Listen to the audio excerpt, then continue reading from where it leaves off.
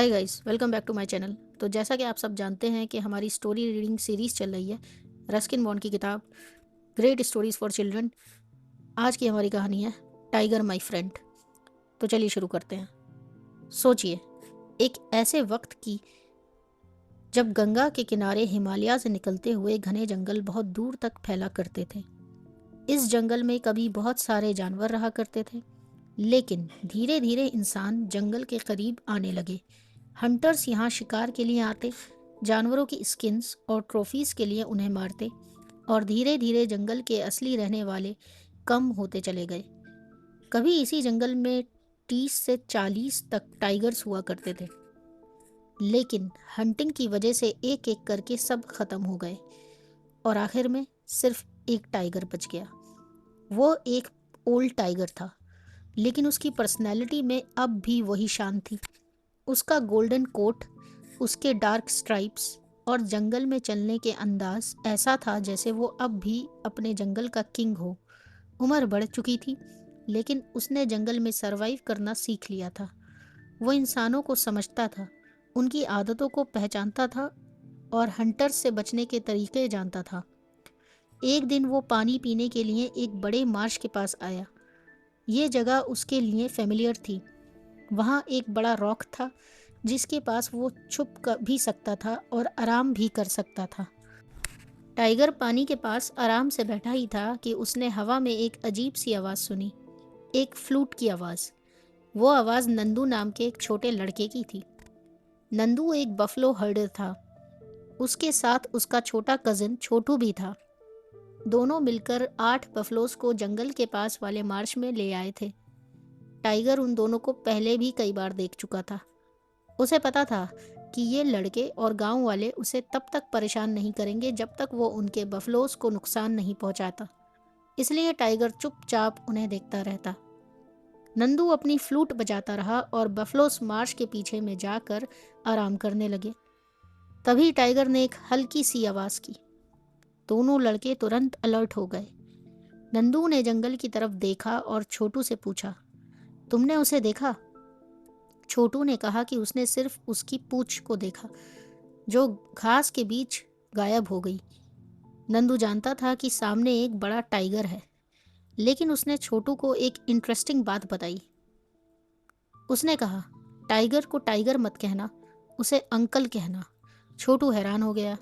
नंदू ने बताया कि उसके पिता कहते हैं कि जंगल में टाइगर को सीधा टाइगर कहना अनलकी होता है। अगर कभी टाइगर सामने आ जाए तो उसे अंकल कहना चाहिए। शायद वो तुम्हें अपना रिलेटिव समझकर छोड़ दे। छोटू ने ये बात याद रख ली। उस वक्त दोनों बच्चों को बिल्कुल नहीं पता था कि कुछ ही दिनों में यही टाइगर उनकी जिंदगी का सबसे इम्पोर्टेंट हिस्सा बन जाएगा। अगली शाम सब कुछ नॉर्मल था। बफलोस वापस विलेज में आ गए, लेकिन दूसरे दिन जंगल में कुछ नए लोग आए, 3 हंटर्स। उन्होंने सुना था कि जंगल में एक टाइगर रहता है और वो उसे शूट करना चाहते थे। उनके साथ नौकर भी थे, प्रोविजंस थे और हंटिंग का पूरा सामान था। गांव वालों ने हंटर्स के लिए जंगल में एक मचान बनाया। एक बकरी को ट्री के नीचे बेट के तौर पर बांध दिया गया ताकि टाइगर उसकी तरफ आए। लेकिन छोटू को यह सब बिल्कुल अच्छा नहीं लग रहा था। उसने टाइगर को कभी किसी इंसान को नुकसान पहुंचाते नहीं देखा था। वो नहीं चाहता था कि सिर्फ शिकार के लिए उस पुराने टाइगर को मार दिया जाए। इसलिए छोटू ने सीक्रेटली टाइगर को वार्न करने की कोशिश की। उसने जंगल के आसपास छोटे पेड़ों और बुशेस पर पुराने कपड़ों के टुकड़े बांध दिए ताकि टाइगर को इंसानों की स्मेल मिले और वो उस जगह के पास ना आए। और छोटू का प्लान काम कर गया। टाइगर हंटर्स के पास नहीं आया। हंटर्स पूरी रात मचान पर बैठे रहे, लेकिन टाइगर उनसे ज़्यादा स्मार्ट निकला। रात बीत गई। सुबह हंटर्स थके हुए और डिसअपॉइंटेड वापस चले गए। टाइगर ने एक बार फिर इंसानों को हरा दिया था, लेकिन जंगल में एक और बड़ी प्रॉब्लम आने वाली थी। गर्मियां आ गईं। कई हफ्तों से बारिश नहीं हुई थी। जंगल की बड़ी घास सूख कर पीली हो गई थी। हर तरफ सूखा था और फिर किसी की लापरवाही की वजह से जंगल में आग लग गई। पहले आग छोटी थी, लेकिन सूखी घास ने आग की लपटों को बहुत जल्दी फैला दिया। धीरे धीरे जंगल में धुआं और आग से भरने लगा। टाइगर ने डेंजर को तुरंत समझ लिया। वो आग से बचने के लिए मार्श की तरफ गया और फिर नदी के बीच एक छोटे आइलैंड पर पहुंच गया जहां आग नहीं पहुंच सकती थी। कुछ वक्त बाद आग बुझ गई, धुआं भी क्लियर हो गया। टाइगर वापस जंगल में आया, लेकिन अब जंगल वो जंगल नहीं रहा था। बहुत सारी घास जल चुकी थी, बैम्बू के पेड़ खत्म हो गए थे। हिरन और जंगली सुअर भी अपने नेचुरल शेल्टर की तलाश में दूसरी जगहों पर चले गए थे। टाइगर के पास अब रहने के लिए जंगल तो था, लेकिन खाने के लिए कुछ नहीं था। वो दिनों तक खाने की सर्च करता रहा, लेकिन कुछ नहीं मिला। बूढ़ा टाइगर अब कमज़ोर होने लगा। फिर एक सुबह वो मार्श के पास अपने फेवरेट रॉक पर आकर लेट गया। तभी उसने एक मूवमेंट देखी। जंगल से एक बफलो बाहर निकला। बफलो अकेला था। वो बिल्कुल अनअवेयर था कि पास ही घास में टाइगर छुपा हुआ है। टाइगर ने बफलो को देखा। उसने बहुत सालों से बफलो का शिकार नहीं किया था। उसे पता था कि अगर वो गांव के एनिमल्स को अटैक करेगा तो प्रॉब्लम हो जाएगी, लेकिन कई दिनों की भूख के सामने उसकी कॉशन धीरे धीरे कम पड़ गई।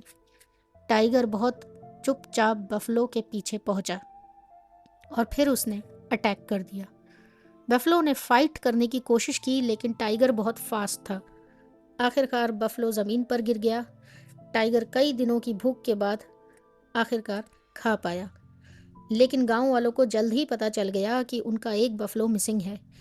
नंदू और छोटू के लिए ये बहुत बड़ी प्रॉब्लम थी। उनके फैमिलीज़ की लाइवलीहुड इन बफलोज पर ही डिपेंड करती थी, और अब उन्हें डर था कि टाइगर दोबारा अटैक करेगा। नंदू के पिता कुंदन सिंह ने डिसाइड किया कि अब टाइगर को रोकना ज़रूरी है। उन्होंने एक पुरानी डबल बैरल गन निकाली। कुछ गांव वालों के साथ वो मार्श के पास गए और एक ट्री प्लेटफॉर्म बनाया। वो टाइगर का इंतज़ार करने लगे। रात गुजर गई, कुछ नहीं हुआ। फिर अचानक जंगल के अंधेरे में एक डीप रोर सुनाई दी। टाइगर आ गया। वो अपने शिकार के पास खड़ा था। कुंदन सिंह ने गन उठाई। 2 शॉट्स फायर हुए। टाइगर गुस्से में पेड़ की तरफ चार्ज करने लगा, लेकिन प्लेटफॉर्म बहुत ऊपर था। कुंदन सिंह को लगा कि टाइगर को गोली लग गई है, लेकिन टाइगर जिंदा था। वो जंगल में गायब हो गया। कुछ दिन तक टाइगर चुप रहा। विलेजर्स को लगा शायद वो जंगल छोड़ चुका है। लेकिन एक दिन नंदू और छोटू बफलोस को वापस गांव ले जा रहे थे। तब एक बफलो हर्ट से पीछे रह गया। नंदू ने एक अजीब सी आवाज़ सुनी। उसने पीछे मुड़कर देखा, टाइगर वहाँ था। उसने बफलो को पकड़ लिया था और उसे जंगल की तरफ खींच रहा था। बफलो हर्ट पैनिक में भागने लगा। नंदू ने ज़ोर से वार्निंग दी। गांव वाले सब समझ गए। टाइगर वापस आ गया था। अब कुंदन सिंह ने डिसाइड किया कि टाइगर को जंगल से बाहर निकालना ही होगा। कुछ गांव वाले गन्स, स्टिक्स और ड्रम्स लेकर जंगल में घुस गए। उनका प्लान सिंपल था, टाइगर को स्लोली पुश करते हुए नदी की तरफ ले जाना। जंगल में ड्रम्स बजने लगे, लोग चिल्लाने लगे, हर तरफ फुटस्टेप्स और आवाज़ होने लगी। टाइगर को ये सब बिल्कुल पसंद नहीं था। वो इंसानों पर अटैक कर सकता था, लेकिन वो नेचुरली मैन ईटर नहीं था। वो सिर्फ वहाँ से भागना चाहता था, इसलिए वो बार बार डायरेक्शन चेंज कर रहा था। लेकिन विलेजर्स ने उसे हर तरफ से घेर लिया था। धीरे धीरे जंगल पतला होता गया। टाइगर नदी के पास पहुंच गया और फिर वो एक ओपन एरिया में आ गया। नंदू और छोटू ने उसे दूर से देखा। वो बूढ़ा टाइगर बहुत थक चुका था। उसके पास वहाँ से निकलने के ऑप्शंस बहुत कम थे। फिर अचानक वो भागा। उसके सामने नदी पर एक सस्पेंशन ब्रिज था। वही उसका लास्ट एस्केप रूट था। टाइगर ब्रिज की तरफ भागा। कुंदन सिंह ने उस पर फायर किया। पहली शॉट मिस हो गई। टाइगर ब्रिज पर पहुंच गया। ब्रिज उसके वजन से हिलने लगा। कुंदन सिंह ने दोबारा फायर किया। इस बार बुलेट टाइगर के शोल्डर को ग्रेस कर गई। टाइगर का बैलेंस बिगड़ गया। उसके पाँव स्लिपरी वुडन प्लैंक्स पर फिसल गए और अगले ही मोमेंट वो ब्रिज के साइड से नीचे नदी में गिर गया। तेज बहाव से उसने अपना साथ बहा दिया। विलेजर्स को लगा कि टाइगर मर गया। सब ने चैन की सांस ली कि अब उनके बफलो सेफ हैं। लेकिन नंदू और छोटू के दिल में एक अलग ही फीलिंग थी। छोटू टाइगर को मारना नहीं चाहता था। वो सोच रहा था, क्या वो बूढ़ा टाइगर सच में मर गया? लेकिन कहानी यहाँ खत्म नहीं हुई। नदी टाइगर को बहुत दूर ले गई। आखिरकार वो एक दूसरे बैंक पर जाकर रुक गया। टाइगर जिंदा था। वो बहुत कमज़ोर था। उसकी बॉडी से पानी निकल रहा था और वो कुछ देर तक बिल्कुल ऐसे ही पड़ा रहा। लेकिन फिर उसने अपना सर उठाया। उसके आसपास ऊंची घास थी, पेड़ थे और सबसे इम्पोर्टेंट, वहाँ इंसानों की खुशबू नहीं थी। टाइगर धीरे से खड़ा हुआ। तभी हवा में एक खुशबू आई, एक ऐसी खुशबू जो उसने ऑलमोस्ट भुला दी थी। एक दूसरे टाइगर की खुशबू। उस बूढ़े टाइगर के अंदर जैसे अचानक से एक नई जिंदगी आ गई।